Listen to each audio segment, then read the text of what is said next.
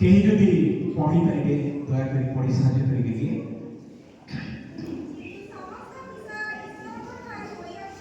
हाँ हाँ हाँ केवल गोटी विषय परमेश्वर करिया पई मते पुणी आपन अनुग्रह वर्ष देइछन्ती।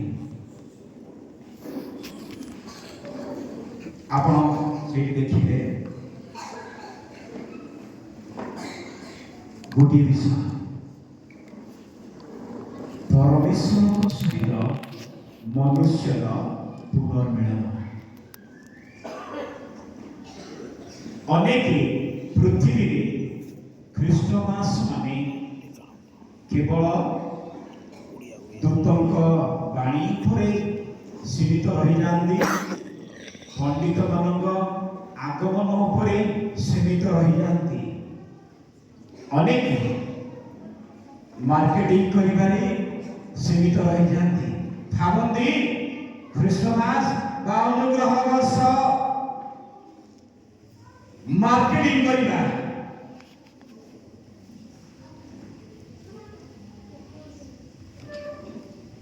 पार्टी आयोजन करिबा,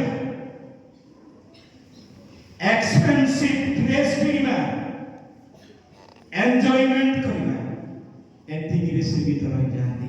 अनेक लोक माने ख्रीष्टमास माने भावती मार्केटिंग करिबा, पार्टी बनेइबा, गोटिए दार्शनिक एरिया को जाई सेठी आमे टाइम पास करिबा, एमिति भावती। आउ सेतिकी से माने रही जाती।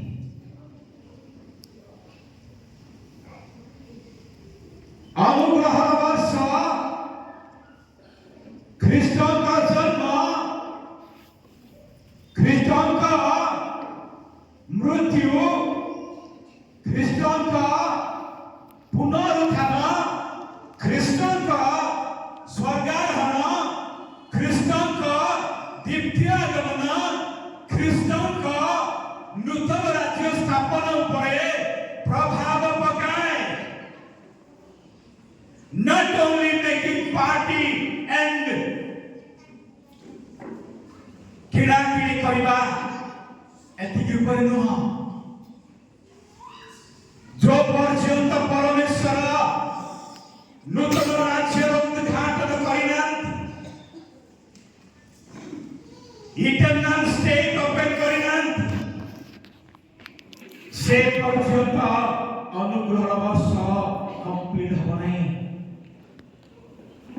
जो दिन परमेश्वर मानव जाति को पुनर्बार तांकर राज्य रे प्रवेश कराई अनंत जीवन मुकुट पिंधाइबे, सेई दिन अनुग्रह वर्ष कंप्लीट हबा। बुझिबे?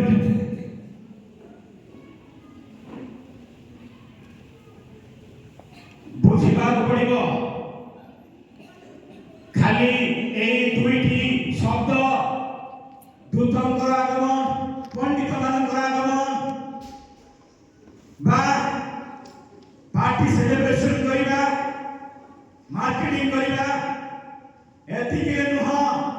मेन उद्देश्य है मनुष्य पुणी परमेश्वर सहित पुनर्बार जड़ित करिबा होछि ख्रीष्टमास प्रकृत अभिमत।